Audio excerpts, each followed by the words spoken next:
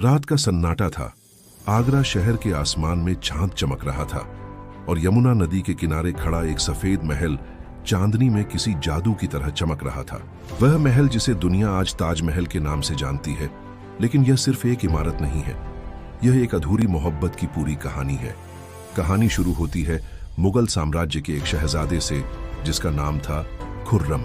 खुर्रम बचपन से ही बहादुर और समझदार थे, लेकिन उनके दिल में एक खालीपन था।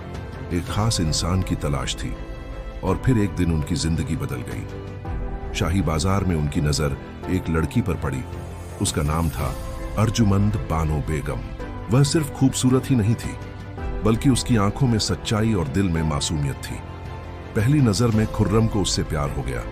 कई सालों के इंतजार के बाद आखिरकार 1612 में दोनों की शादी हुई। मुमताज महल शाहजहां की सबसे करीबी साथी बन गई। वह हर फैसले में उनका साथ देती, हर मुश्किल में उनके साथ खड़ी रहती। शाहजहां उन्हें इतना प्यार करते थे कि बिना उनके नहीं रह पाते थे। समय बीतता गया, दोनों की जिंदगी खुशियों से भर गई। उनके कई बच्चे हुए और उनका प्यार हर दिन और गहरा होता गया। लेकिन शायद किस्मत को यह खुशी मंजूर नहीं थी। साल 1631 शाहजहां दक्कन में एक युद्ध पर थे और मुमताज भी उनके साथ थी। मुमताज अपने 14वें बच्चे को जन्म देने वाली थी। हालत गंभीर थी और फिर वह पल आया जिसने इतिहास बदल दिया। मुमताज महल ने एक बेटी को जन्म दिया, लेकिन खुद इस दुनिया को अलविदा कह दिया। शाहजहां की दुनिया उसी पल खत्म हो गई। कहते हैं कि मुमताज ने मरते समय कहा था, मेरी याद में एक ऐसी निशानी बनाना जो दुनिया में हमेशा जिंदा रहे। मुमताज की मौत के बाद शाहजहां पूरी तरह टूट गए।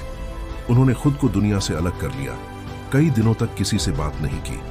जब वह बाहर निकले तो उनके बाल सफेद हो चुके थे, चेहरा बूढ़ा लगने लगा था। उनके पास सब कुछ था, पर मुमताज नहीं थी। उन्होंने फैसला किया कि वह मुमताज के लिए सबसे खूबसूरत इमारत बनाएंगे। यहीं से शुरू हुआ ताजमहल का निर्माण। आगरा में यमुना नदी के किनारे इस भव्य मकबरे की नींव रखी गई। साल 1632 हजारों कारीगर और कलाकार इस काम में जुट गए। भारत, फारस और तुर्की से कलाकार बुलाए गए। सफेद संगमरमर राजस्थान से लाया गया और कीमती पत्थर दुनिया के अलग अलग हिस्सों से। हर पत्थर को प्यार से तराशा गया, हर दीवार को खूबसूरती से सजाया गया। यह सिर्फ एक इमारत नहीं, एक एहसास बन रहा था।